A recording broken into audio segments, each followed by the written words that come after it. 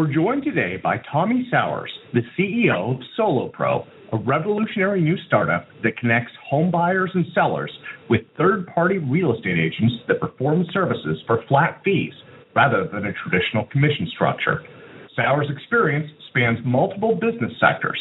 Prior to SoloPro, his roles included service as the Assistant Secretary for Public and Intergovernmental Affairs at the United States Department of Veterans Affairs, and as a McKinsey & Company management consultant. He was also the 2010 Democratic nominee for the U.S. House of Representatives in Missouri's 8th Congressional District and is a former U.S. Army Special Forces officer. Now, let's welcome Tommy to the call as we join our host, Tim Harris. So, Tommy, first of all, thank you for taking the time out today.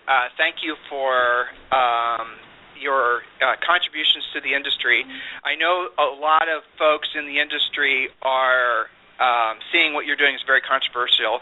A lot of people don't realize is essentially what you're proposing has been proposed before, implemented in some markets, and so a lot of these concepts that you're bringing to market again, or bringing to market in a larger scale, have been market tested, and I think are things that the industry and agents in particular, boots on the street, if you will, need to be aware of and maybe need to consider adapting in their own practices. But before we get to the nuts and bolts of what you're doing and why you're doing it, I want to thank you sincerely for your service to our country.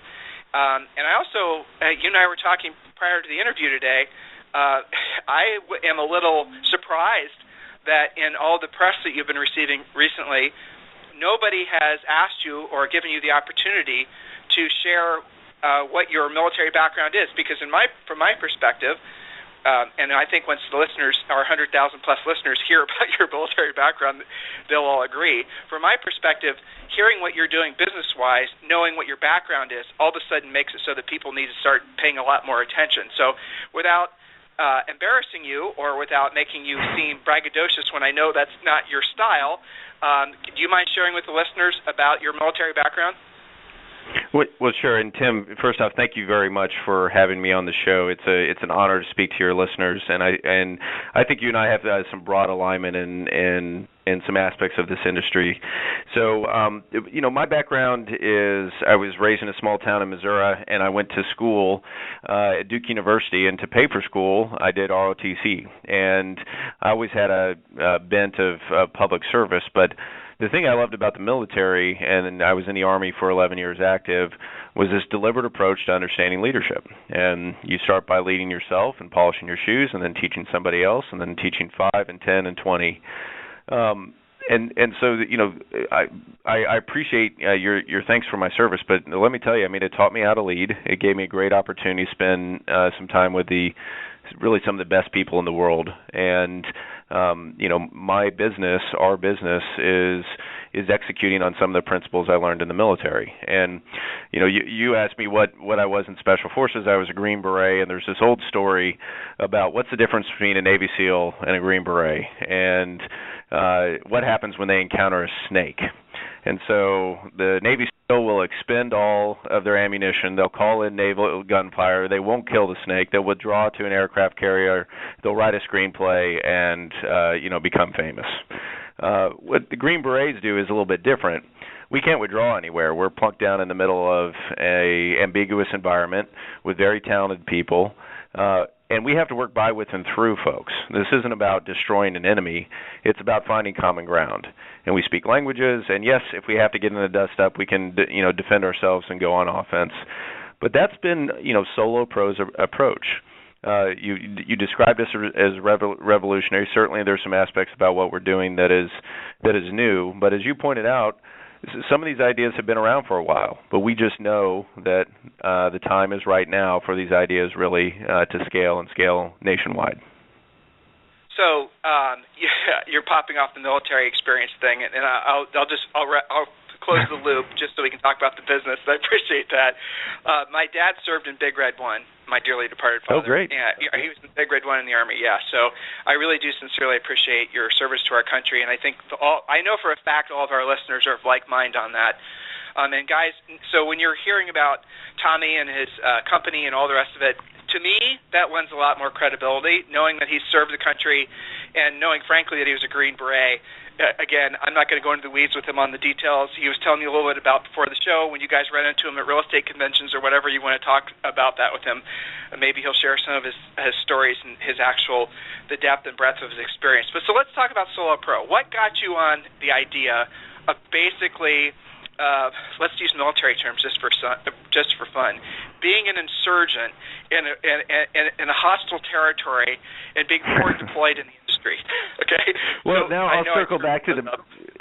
Well, that's all right. I'll circle back to the military. I started in the Big Red One. I was a combat engineer before I was a Green Beret, and was honored to be a Ranger candidate out of the Big Red One. So, a lot of affinity there, and if being raised by a military man, you probably got a sense of discipline and execution and mission orientation, and we're applying a lot of that to this. But where the idea came from was just solving problems, and my problem is a problem that a lot of home buyers and sellers face, which about 2 years ago, almost to this day, I was driving down to a new location, and I like 10 million people, I was buying or selling a home that year, and like 6 million, I was a repeat buyer, so I knew the economics, and I understood that there is no free service. There is no, the buyer, you don't pay. Of course you pay for a buyer's agent. And it's ridiculous to say not. It's almost kind of illegal to say that you don't.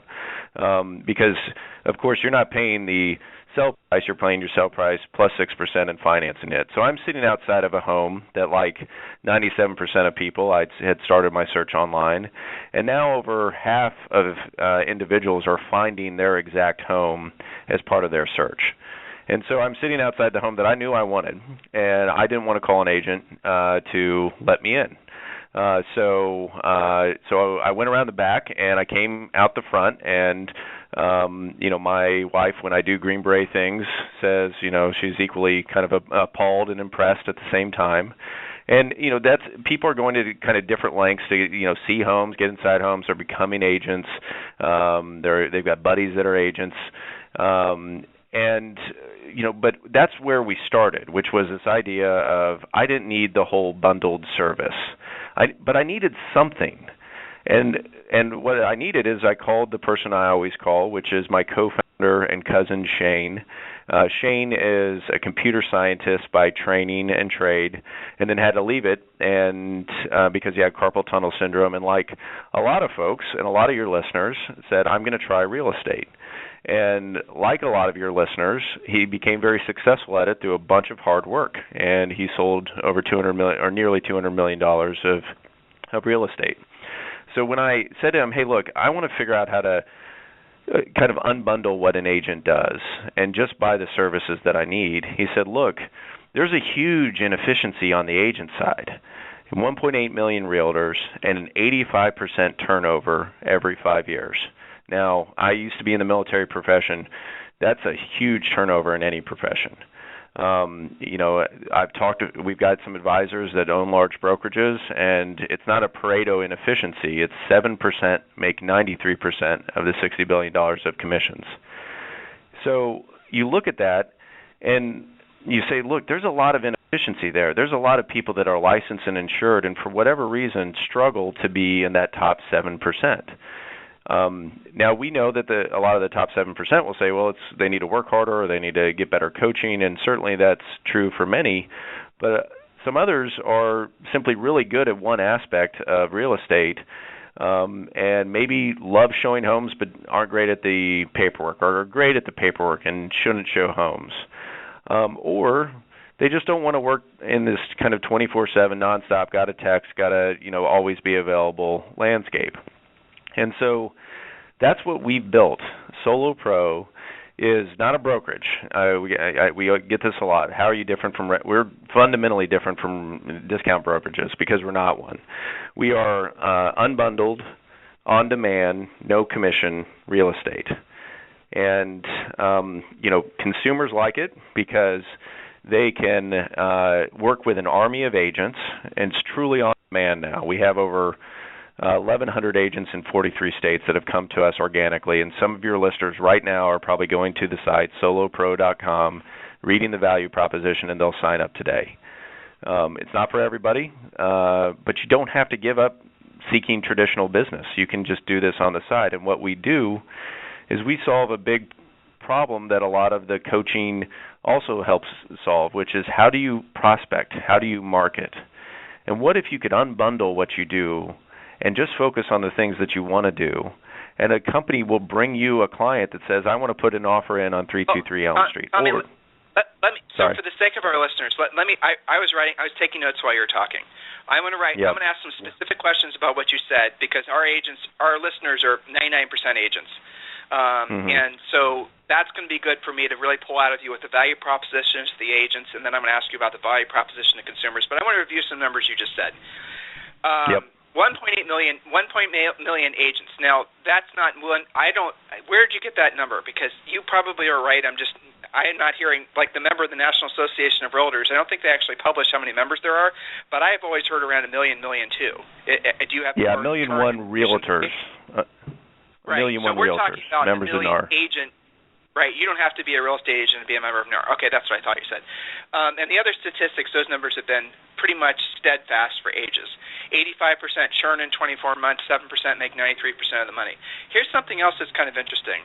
Back in the 90s, when buyer's agency as a thing started to really boil up, and there's the ABR designation that came out, people were really saying, oh, that's where I want my focus to be, working with buyers. Great. It also, and I don't know if this has changed, I should probably research this, but back then, they also made it so that a homeowner could finance the buyer's agent commission as part of their government-insured loan.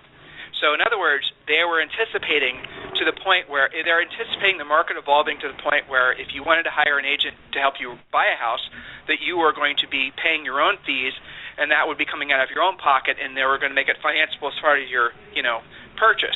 That never got to the point. It's still now being paid by the seller, all these types of things. So that I think probably was the start of a lot of what you're kind of realizing that now consumers are ready to sort of embrace, whereas maybe before they weren't. So let's specifically talk about the value proposition to agents and be specific. I've researched everything you do prior to the show, so I understand it's pretty straightforward, but let's make it, considering these people are on their exercise bikes and driving around in their cars, let's make it very plain and simple for them to understand why they might want to do business with you. Perfect. So you go to the site and you register, and the reason is there's no cost to register right now. Certainly in the future there will be, and there will likely be preferred agent fees, but there's no cost now. And when you do, you say, I want to work in these zip codes, and this is what I want to do. I want to tour homes, I want to put in offers, and you say when you want to work and how you want to work. Then what happens is when a consumer comes to us, and not all consumers want the full service model, and they'll come to us and say, I've already found the home, and I want to put an offer in on I want to see 323 Elm Street tomorrow at noon. So then if you're one of the agents that says, I show homes in that zip code, and I'm available during those times, an invitation goes out to all agents that are part of the, that are eligible for that. And then it's first come, first serve. And this is one of the powerful things. I mean, I've been to a lot of real estate coaching sessions, and one of the things is make more money, but another is get back control of your life. And what happens then is our agents can look at that invitation and say, that's all the way across town. I don't feel like doing that tomorrow at noon. Or, I've got a kid's soccer game or a school recital. I don't want to cancel that just because that's when the client wants it. And then the third can say, hey, that's right across the street. I'd love to get paid for that. The fees are set, and they may vary by zip code to zip code. But, for example, it's about $50 paid to show a home, and then the fees get more expensive as the tasks get more expensive. So about $100 to put in an offer, and then about $800 for transaction management, contract through close. That's on the buy side, and then there's also an unbundled services on the sell side. So for an agent, you don't have to give up your traditional commission with other customers, and it's not a choice of, let's say, earning $1,000 through a Solo Pro customer or 3%. It's really more like a choice of earning $0 or the $1,000, because these are These are customers that just don't need or want the full service, but do want a licensed and insured agent for certain steps along the way. So, if you want to choose when, where, and how you work and radically get paid when you do, Solo Pro should be part of your how you make money. So why has there been so many raised eyebrows in your direction? Because it seems like a pretty basic concept. It seems like it might be an added service. An agent might want to join your company to maybe add to their sources of income. So why has there been so many people that have cast aspersions? I shouldn't overstate it. It's not, but you have had a fair number of people in the industry that are really, up in arms, if you will, about what you're proposing. Why? Well, let me counter that just a bit. Last year we were named by Realogy, which is as kind of traditional of a player as there is that's out there. Realogy, the publicly held company that owns Century 21 and Coldwell Banker and others. They named us one of the top 15 startups in the nation, and then we went to a pitch-off in front of a bunch of Realty executives, and they selected us as the top 3. So we've got investors and advisors that own large brokerages. My co-founder is an agent. But certainly, if you read articles on Inman and others, and you read the comments, boy, there's some. My mom told me never to read the comments, and boy, when I ran for office, you should never read the comments. People are, people should hit spell check first when they put their name behind something. But aside from that, I think the big thing is there's a lot of misunderstanding about it. I think people think this smells and looks like Help You Sell or some sort of discount brokerage or anything like that, but we're not a discount brokerage. We do not monetize off the commission at all. And in an era where you order a car at the push of a button, and when you research things through Yelp, and people are comfortable sleeping in other strangers' homes because of technology, why is it that this idea of opening up a door and showing a home should be you've got to fork over 3% of the home sale price in order to do that? So certainly, and one other thing we say all the time is like some customers out there, you should probably be charging 5%. I mean, the looky-loo that wants to see 100 homes and will never transact, they're our enemy just as much as the agent that did 2 hours of work and is charging the exact same amount as an agent that did 200 hours of work. So, the best way to understand us is we're a marketplace, and marketplaces exist to attack inefficiency, and that's our enemy here. It's not agents. We are pro-agent. Well, for your business to work, you need agents, right? I mean, that's part of the very essence of it. You need agents to actually work with you and see you as a potential. One of the analogies we have for agents is essentially that for lead generation, you have to have multiple spokes on your wheel. So just to break it down, there's a wheel and it has multiple spokes, and you should at least have 7 really mature. One of these agents that's the 7% that makes the 93%. Generally speaking, they'll have 7 solid spokes. Simple concept, really. So what maybe agents could see your business as is another, like not a marketing source necessarily, but an income source. So to scale the idea of the lead generation wheel and the multiple spokes and 7 solid sources, well, as someone evolves financially, then they should have multiple sources of income. There's obviously the main source of income, then maybe ideally things that are also going to produce more passive income. So just, guys, expand your thinking before you just summarily throw the baby out with the bathwater just because he's doing something that maybe you haven't been exposed to before. The fact is he wouldn't be successful. The fact is that Lowe's wouldn't have put over $1 million of them. The fact is that he wouldn't be getting the traction that he's getting if it weren't for the fact that consumers are interested in what he has to offer. So before you go into immediate protectionist mode, which I can certainly understand, right? I mean, I've been in this industry for 2 decades, so I completely understand, where the mindset comes from. But before people immediately jump to the, oh my God, it's not what I'm familiar with mode, you have to ask yourself, well, what is it that he's offering that maybe I should offer, or maybe I need to think about why it is that consumers specifically find this offer so appealing. I think you talked on that a little bit, Tommy, but you want to kind of drill down on that even more. What's the feedback you're getting from the consumers that you're engaging with? Well, it's really interesting. So we just launched on the sell side too, and we've got our first customer that is selling a $800,000 home and buying a $1 million home, and this is an experienced guy. It's banker, and he stands to save about $50,000. So I mean, this is here's the part where a lot of agents there might be a gut reaction, because what happens when a person purchases a home through agents on Solo Pro is they get the full buyer's agent commission rebated back to them, and they're not 1%, not 1.5%, all of it. And so that's a huge value prop for folks, because the thing is Tim, you and I are probably at different price points on homes that we're purchasing, but 3% matters to me and 3% matters to you. It's a sizable amount of funds that get transferred back to the consumer.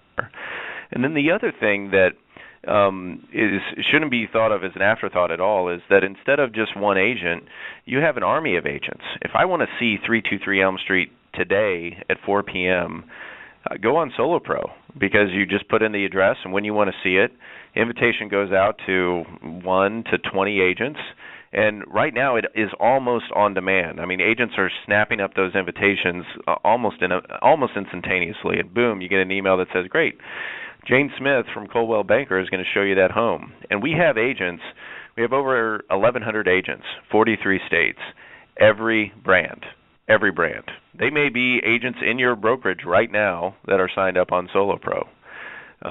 So, again, it's the on-demand nature of it, the transparency of paying for it. You also get transparency of being able to review agents and get connected with high-quality agents. So there's a convenience aspect, there's a technology, there's a modern aspect to it, but fundamentally it also saves consumers that don't need or want traditional all-you-can-eat brokerage. It saves them a ton of money. Well, so you must have some consumers that come I hate that term still. It's a horrible term. But you must have some buyers or sellers that come through your front door and engage with an agent thinking that they want to just basically pick from the menu of services. That's not your term. Mm-hmm. It's sort of what it's called, So there has to be a decent number, or maybe you don't have enough data on this yet, that elect to basically, if you will, upgrade to a full-service traditional type experience. Have you seen that pattern of behavior yet? It's a small, I'm not going to say I have not seen it, but it's a very small percentage, because the value prop that draws people to us is no commission and full rebates and work with an army of agents. But certainly we've had a very small number come in, and you know what, they get in there and they need all you can eat. They need traditional, and we don't eschew that. I mean, that there are customers out there that absolutely need that. But there's also, every home is different. Every consumer or home buyer and seller, is a better term, absolutely is different. Why are we charging them the same amount, even if they need 2 hours of help or 200 hours of help? It doesn't make, that's part of it that we are saying that shouldn't be the only way that's out there. And so, as you mentioned, we've had a significant amount of investment from a great group of investors. We'll probably go out later this year for another round, since we've proved out this model, and really deliberately expand to a number of markets. We've executed transactions in over 5 states now, and a lot of that now is just happening organically. Somebody listens to a podcast like this, an agent signs up, a consumer reads about us and says, I want to try this, and they go and they look online, and sure enough, there's an agent that is willing to fulfill their request. So the flywheel isn't yet spinning as fast as I wanted to, but we're going to put some accelerant into it later this year. It's kind of interesting too how much of this stuff that that agents do for free now, right? I mean, I'm looking at the Inman article, I'm looking at your website, I'm looking at your essentially the menu of services, and it is kind of interesting to me. Like agents will do, dozens of things on the course of a day, where a normal professional wouldn't be doing it without getting paid for, but they can get paid for that actual functionality of, doing a CMA or showing a house even, or, doing the things that now they just, take for granted that they'll never get paid for. You're making it so actually they can monetize those activities. I think that's kind of an interesting twist, because most agents don't think in terms of how much am I actually getting paid per hour. If you think, like, for example, buyers are generally speaking heck of a lot less efficient in terms of between a listing and a buyer, you want to generally speaking go after the sellers. They're more efficient. You have leverage. You can have more it's just better business model. So on the buyer side of the business, if you have a buyer that's going to take all your weekends and afternoons away, and between all the emails and the SMSs and the constant conversations and the counseling and the rest of it, a lot of agents, if they were to actually add up their total amount of time invested to that buyer, they literally are getting paid $20 or $30 an hour, or less in some cases, depending on the sale price. So it is I think that's the paradigm shift, because agents aren't used to thinking of themselves in terms of how much they're getting paid per hour.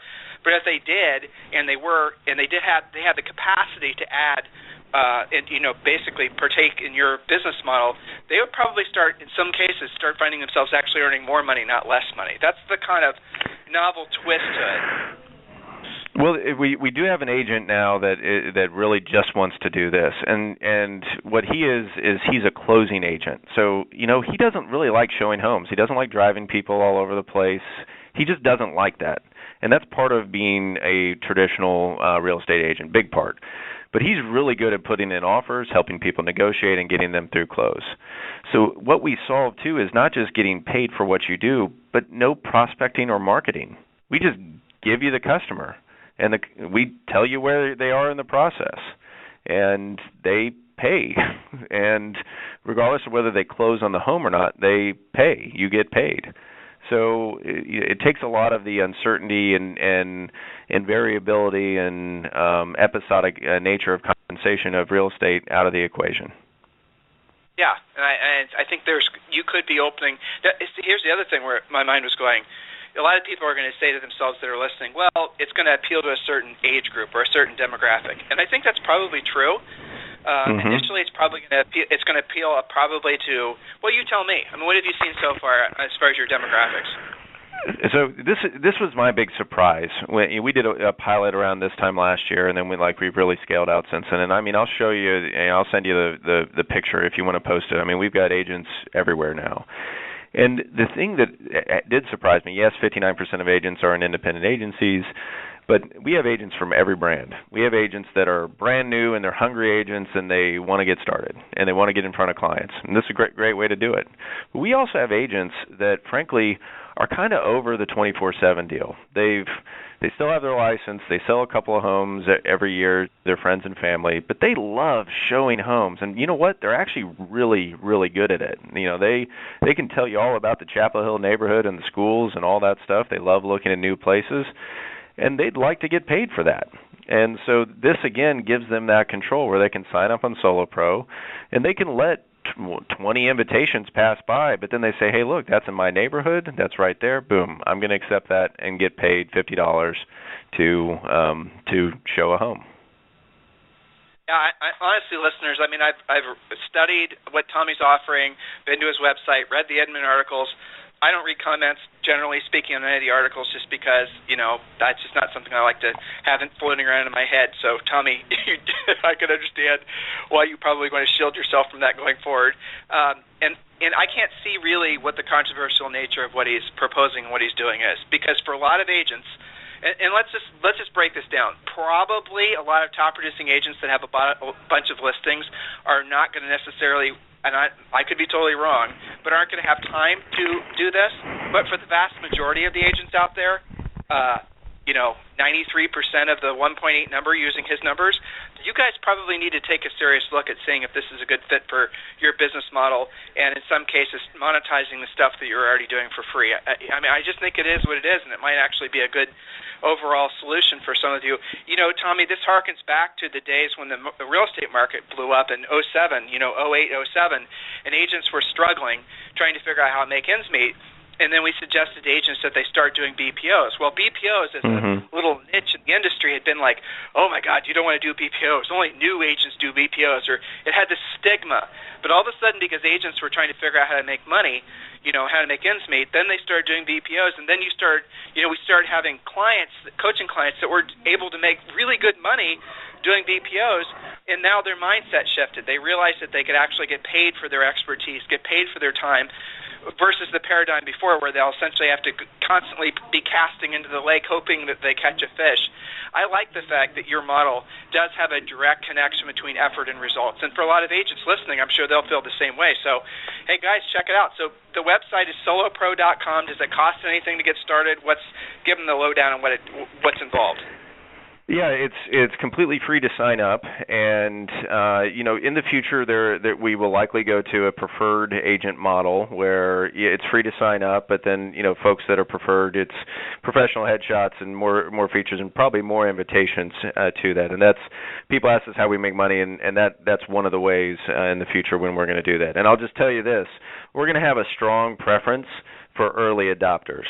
We're going to have a strong preference to elevate people to preferred status for people that sign up early and not just, Johnny-come-lately. So that's one other incentive to go sign up. There's no cost to do it. You build a profile on that, and and again, we've got a great agent community. We love our agents. We're pro agent on this, and we fundamentally look. One other thing is, when you've had bullets shot at you and you realize life is short, like I didn't want to create a business that is negative, and there's lots of those out there. Like we want this to be positive. It's our central value is positive. So we don't just say we're pro consumer and pro agent. We are pro agent. And the best way to find that out is come check it out for yourself, and that's solopro.com, solopro.com. And we'd be thrilled to have you on the team. So, Mr. Sowers, thank you for your service to our country. Thank you for your time on our radio show today. I sincerely appreciate it. Listeners, you know what to do. Check them out. Might be a great fit for you.